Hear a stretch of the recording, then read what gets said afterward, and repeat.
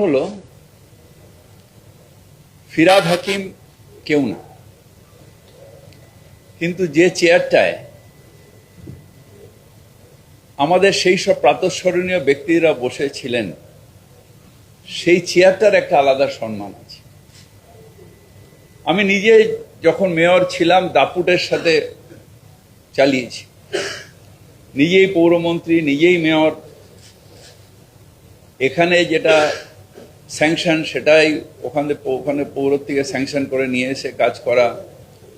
মানুষ প্রচুর যারা আসতেন, শুধু টক টু মেয়রে না, তাদের সাথে সাথে রিলিফ দেওয়া, এই কাজটা করতাম।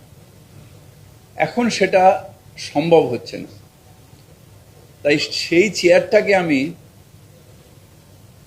অবমাননা করতে পারি না, সেই চেয়ারের সম্মানহানি করতে পারি না। চেয়ার ধরে বসে রইলাম, ঢাল নেই, তলোয়ার নেই, নিধিরাম সর্দার, সেই মানুষগুলো যারা হয়তো আমার থেকেও বেশি দাপুটে ওই মেয়রের চেয়ার চালিয়ে গেছেন, তাদের প্রতি অসম্মান হবে। তাই আমি ঠিক করেছি যে আমি আজকে রেজিগনেশন দিচ্ছি এবং শুভেচ্ছা জানাই আগামী দিনে যারা দায়িত্ব নেবে, যারা পৌরসভা চালাবে, হয়তো আমার থেকেও ভালোভাবে চালাবে।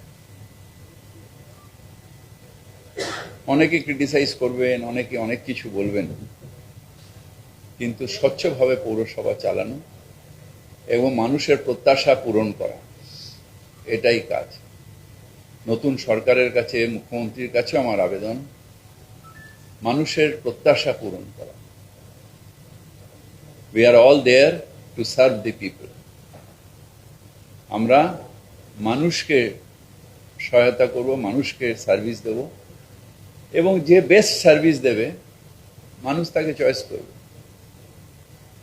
তাই শুভেচ্ছা দিয়ে আমি এই চেয়ার আজকে খালি করে দেব। ধন্যবাদ।